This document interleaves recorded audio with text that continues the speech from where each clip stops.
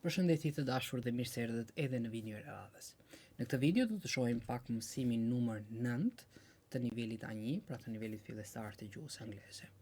Do të shohim disa aspekte pak më të ndërlikuara në këtë mësim, të paktën në krahasim me videot fillestare që kemi parë deri tani. Do të ndalemi të paktën te 4 aspekte.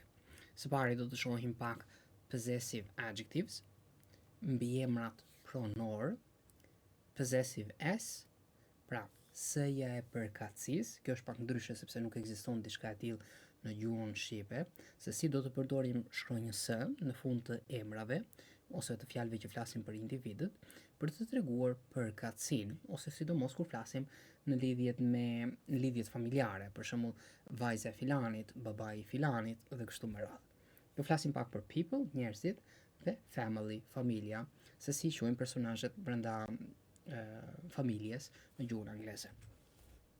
Dhe të shohim pak aspektin e parë në këtë mësim. Okay? Të shohim pak disa fjalë të cilat ne i përdorim për njerëzit në përgjithësi. Okay, këtu kemi mosha dhe gjinit e ndryshme. Së pari, a boy, me siguri keni dëgjuar, është një fjalë goxha e përdorur, një djalë, a girl, girl, mund të jetë pak më e vështirë për të thënë, e themi me ë, r dhe l, girl. Një vajzë, pastaj kemi a man, okay? Edhe kjo mund të jetë pak e vështirë. Duke qenë se an në këtë rast do të themi diçka ndërmjet as dhe es, okay? Por për aq kohë sa, sidomos për ata që po fillojnë sinqerisht nga fillimi dhe kanë pak të vështirë me këto tingujt, kemi thënë që mund të anoni nga aja ose nga eja, ku ju tingëllon juve më mirë dhe ku ndjeni më rehat, por me synimin që në një moment ta arrijmë ta përvetsojmë edhe këtë tingull. Përse e them këtë? Në disa raste mund të mos jetë problem, por në disa raste të tjera, vetëm një ndryshim i tingulli i vogël në gjuhën angleze mund të nënkuptojë një fjalë tjetër. Okay? Megjithatë kemi kohë për të punuar edhe te këto aspekte. Pastaj te 4 kemi a woman, woman, një grua.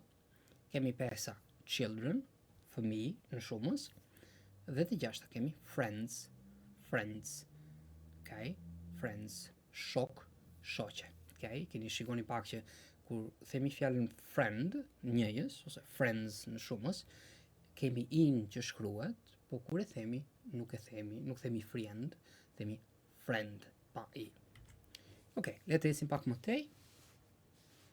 Atëherë, të shikojmë tani disa fjalë të cilat i përdorim për pjesëtarët e familjes. Së pari, kemi husband, bashkëshorti, husband, wife, bashkëshortja, mother, mamaja, father, babai, son, djali ose biri, pra djali i dikujt, jo thjesht djale në përgjithësi. Pastaj kemi daughter, okay? Tu kemi një ndryshim të vogël në shqiptimin. Amerikanët preferojnë të përdorin tingullin që është diçka ndërmjet as dhe os, daughter, okay? Kurse britanikët preferojnë të përdorin o në gjatë, daughter.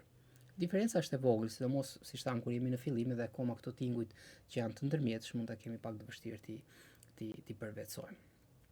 Pastaj, pra, vajza e dikujt, jo vajza në përgjithësi, por vajza, bija e dikujt. Pastaj te 7 kemi fjalën brother, vëllai, sister, motra. 9 boyfriend, i dashuri, dhe girlfriend, e dashura. Okay? Kemi edhe pjesëtar të tjerë të familjes, ndoshta të familjes jo imediate, si kushurit, hallat, ezat, do të shikojmë pastaj në një video tjetër. Okay? Le të shohim pak tani shumësin në gjuhën angleze. Atëherë, kemi dy aspekte në gjuhën angleze kur bëjmë shumësin. Këto do ta shikojmë pak edhe në aspekte të tjera më vonë, pasi kur do flasim për shembull pak edhe për foljet. Mund të kemi atë që i referohemi irregullt. Pra, irregullt kur do të kenë një ndërtim të saktuar, për shembull në fund të fjalës do të marrë një shkronjë apo dy shkronja të saktuara. Dhe mund të kemi atë që në anglisht e quajmë të parregullt, pra që formon një formë ndryshe. Kjo ndodh edhe me shumësin. Ndërkohë që shumica e emrave në gjuhën angleze do të marrin sën në fund për të bërë shumësin dhe quhet regular, nga fjala regular që thotë rregull, diçka që është normale. Dhe kemi ato që quhen irregular, pra duke vendosur ir përpara fjalës regular, bëhet e kundërta në kuptim. pra të parregullt, që nuk marrin s, por ndryshojnë. Sa do të ndryshojnë? Varet. Mund të ndryshojë një shkronjë, mund të ndryshojë edhe komplet fjala. Okay? Për shembull, në të majt kemi disa emra në njëjës, singular, nga fjala single, singular në njëjës, të cilët janë të parregullta, pra kemi a child, dhe shikoni në të djathtë kemi irregular plurals, pra shumësin e parregullt, plural, shumës, okay? Si bëhet a child, një fëmijë në shumës, do të bëhet children, okay? E njëjta gjë ndodh edhe me a man, do të bëhet men, shkruhet me e dhe thuhet me e. Pastaj kemi a woman, woman, okay? Këtu duhet pa kujdes në shqiptimin të shumësi, bëhet women. Edhe pse teknikisht do të kemi vetëm ndryshimin e shkronjës a në e, si shqiptim do të ndryshoj edhe oja, edhe eja, duke u bërë të dyja me i, women, okay? Në rastin e fundit pastaj kemi a person, një person, një individ, dhe bëhet në shumës people, njerëzit, okay? Tani, nëse dikush nga ju ka dëgjuar fjalën persons, për shumësin e fjalës person, ekziston edhe fjala persons, okay? Thjesht është pak më tepër formale. Domethënë mund ta dëgjojmë për shembull të përdoret në lajme ose gjëra të ngjashme. Okay? Ja të kemi edhe të shënuar këtu. Persons is a very formal word, pra shumë formale si fjalë. We use it in a rather legalistic context. Domethënë legalistic, gjërat që kanë të bëjnë me ligjin ose të lajmeve, avokatët, gjykatësit edhe në kontekste të tilla. Pra zakonisht për shumësin e person do të përdorin fjalën people, okay? Edhe kemi shembull. Any person or persons found in possession of illegal substances will be prosecuted. Okay? Kemi një shprehje ndoshta të thënë nga një policë ose një avokat ose një gjyqtar. Pra, çdo person ose persona të cilat do të gjenden që kanë mbi vete ose në përkatësinë e tyre substanca ilegale do të gjykohen ose do të merren masa kundër tyre. Okay, le të vazhdojmë pak më tej, të flasim pak për emrat, okay? Ne deri tani kemi marrë për emrat pronor, okay? Ose më falni, për emrat vetor, okay? Për emrat ato që përdorin pak më shpesh, unë, ti, ai, ajo, ne, ju, ata, ato, okay? Në anglisht tyre themi subject pronoun, përse subject sepse flasim për subjektin, okay? E një fjalie, kush janë I për unë, I'm from the US, unë jam nga Shtetet e Bashkuara. You, me kuptimin ti, you're Canadian, ti je kanadez, kanadeze nëse flasim për gjinin femërore. He, ai, për njerëzit, he's from China, ai është nga Kina. She, për femrat, ajo, she's from Japan. Pastaj it, me kuptimin ai, ajo, por për jo njerëzit.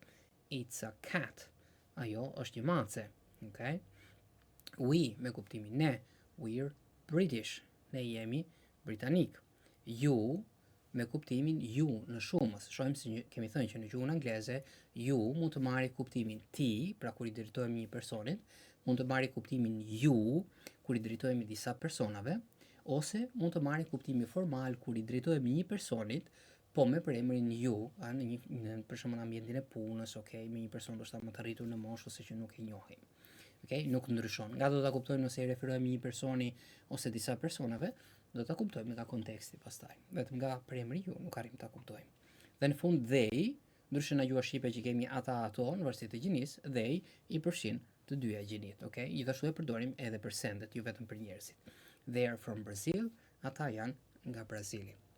Atëherë, të flasim pak tani për possessive adjectives.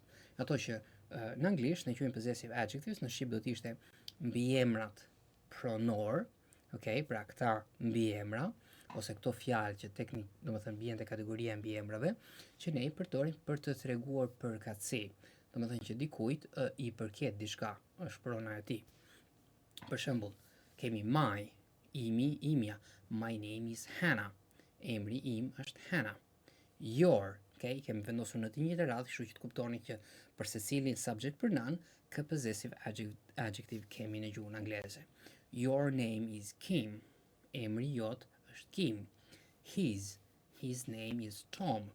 Emri i tij, pra his i tij, e tij është Tom. Her, e saj. Her name is Jana. Emri I saj është Jana. Its, okay? Edhe njëherë tham IT e saj, por për jo njerëzit, për sendet, për kafshët. Its name is Tiger. Edhe pse në shqip ne do ta përkthejmë sipas gjinisë së përdorur, por kuptojmë. Its name is Tiger, pra emri I tij është Tiger. Our, jona. Our names, ose tonat, në varësi nëse flasim për njëjës ose në shumës. Our names are Lucy and Joe. Pra emrat tan janë Lucy dhe Joe. Your, tuajt, okay? Your names are Anna and Jack. Emrat tuaj janë Anna dhe Jack. Dhe në fund their, të tyret. Their names are Paula or Paula and Marco. Emrat e tyre janë Paula dhe Marco. Pastaj nëse ndoni mund të ndaloni videon për pak sekonda dhe t'i mbani shënim të gjitha këto aspekte. Okej, të kalojmë diçka ndoshta pak më të vështirë për ne, meqense në shqip kjo nuk ekziston. Në përgjithësi studentët kanë tendencën që ato gjëra që ekzistojnë paralelisht edhe në gjuhën shqipe, është më e lehtë I përvetsojnë. Ato që nuk ekzistojnë, normalisht mund të duhet pak më tepër punë. Atëherë, kur flasim për possessive së, kemi të bëjmë me sën, të cilën e vendosim mbas emrave ose mbas fjalëve që flasin për njerëzit, për të treguar përkatësi ose lidhjet familjare. Okay? Keni parasysh që sën, kryesisht në gjuhën angleze, do ta përdori për njerëzit, jo për sendet. Okay? Shikoni rastin e parë. She's Bill's daughter. Çfarë kuptimi ka fjalia? Ajo është vajza e Billit.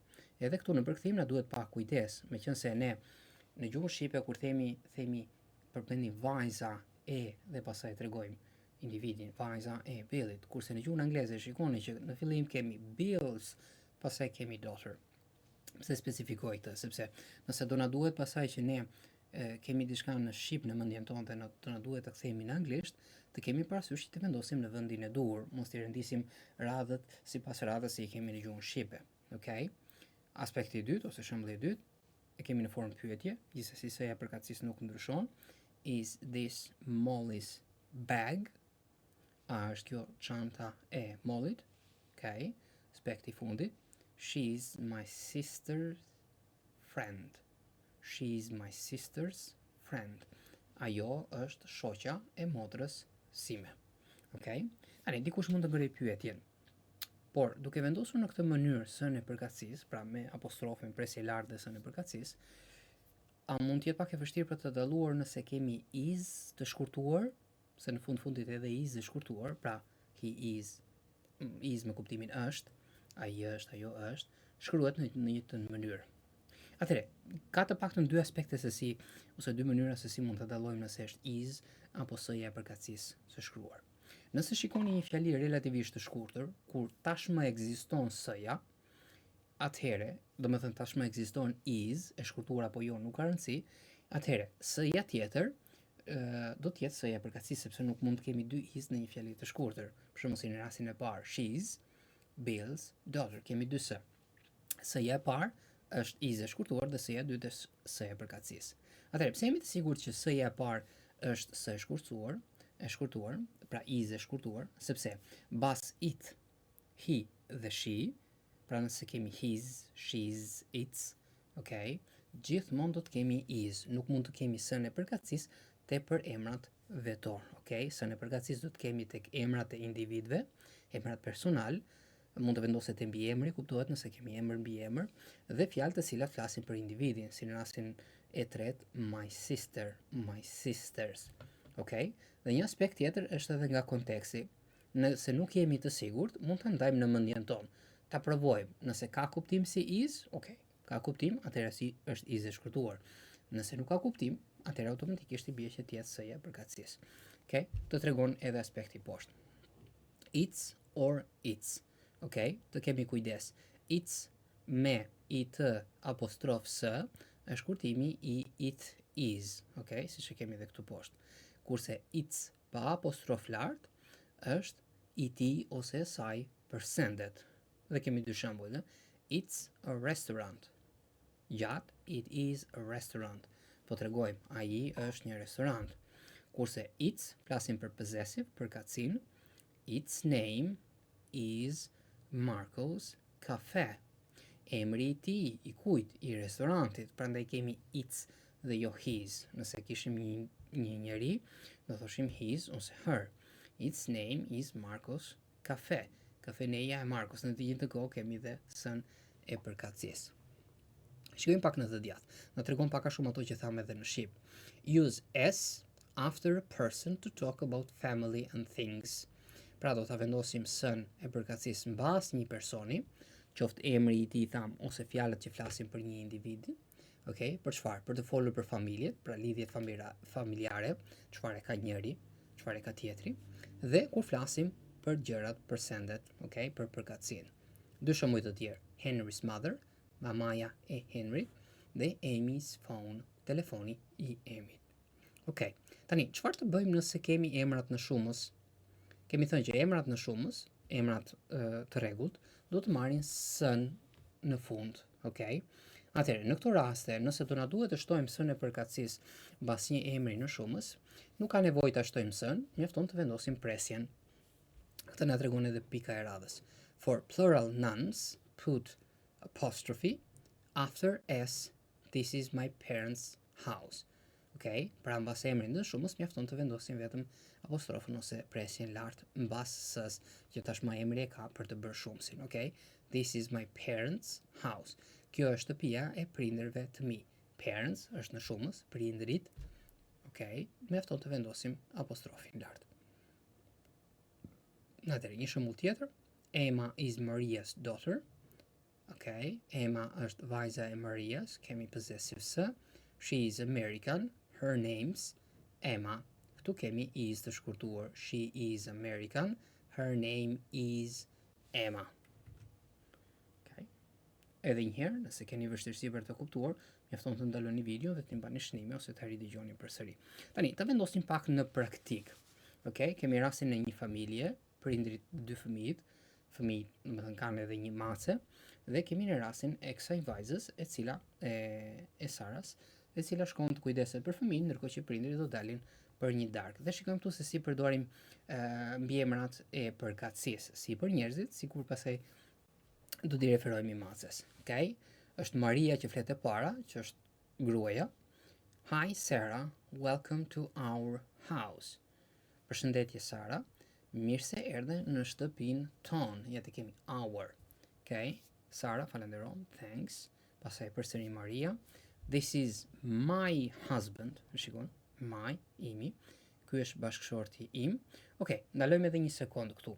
Kur prezantojmë një person, kryesisht në gjuhën angleze nuk do përdorim he dhe she, por do përdorim this nëse personin e kemi afër me kuptimin ky, kjo, ky është bashkëshorti im, Tom. And these are our children. Shikon, tani kemi dy fëmijë. Prandaj kalojmë nga this, ky, kjo, në these, këta, këto janë fëmijët tanë. Thot our, sepse nuk janë vetëm të sajt, kuptohet, janë të sajt dhe të bashkëshortit.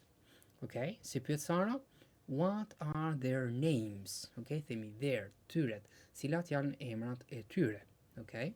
Në të djathtë përgjigjet Maria, her name, I saj, her name's Emma, emri I saj është Emma, vajza, e kuptojmë nga her, I saj, and his name is Nolan, his, I ti, mashkull, emri I ti është Nolan. Pastaj është vajza që flet, and this is our cat, dhe kjo është macja jonë. Si thot Sara pastaj, oh, cute, pra, simpatike, lezetshme. What's its name? Shikoni pak Sara tani po përdor its, emri I ti ose I saj, varësi dhe gjinisë në gjuhën shqipe nuk është se ka rëndësi. Rëndësishme është që të kuptojmë në anglisht, për një njerëzit kryesisht do përdorim its. Tani shikoni pak vajzën, interesante. Vajza nuk thot its name, por thot her name is Princess. Emri I saj është princesh. She is a girl. Ajo është një vajzë. Është e lejueshme në disa raste, sidomos kur flasim për kafshë të shtëpiake, duke qenë se disa persona I shikojnë si pjesë të familjes, prandaj nuk është e gabuar në këto situata nëse u referohemi me he ose she në varësi të gjinisë, edhe pse teknikisht për emri I dur do të ishte it, its. Okay? Si përgjigjet Sara, oh sorry, më vjen keq. Pastaj është Maria që flet, The name of the restaurant is Mark's Cafe. Ok, tani shikoni pak, e kam bërë me ngjyrë jeshile aty që të dalloni më tepër dhe të mbani shënimet. Përse specifikon pak më përpara që s-ja e përkatësisë do përdoret për njerëzit. Kurse kur themi për sendet, do të përdorim shprehjen of the. Për shembull, kur themi emri i restorantit, nuk themi restaurant's name, siç e përdorim s-ën e përkatësisë, por do themi the name of the restaurant. Okay, is. Emri i restorantit është, në rastin tonë, është Mark's Cafe. Mark's Cafe, sikur them. Tani emrat në përgjithësi nuk i përkthejmë, por fjalë për fjalë do thot kafeneja e Markut. Okay? Tani këtu duhet të bëjmë pak kujdes sepse kam vënë që studentët në fillim preferojnë këtë formë, meqense na vijnë pak më mbar në gjuhën shqipe, të përdorin edhe për njerëzit. Për shembull, në vend se të thonë Mark's Cafe, kafeneja e Markut, mund të thonë the cafe of Mark. Okay?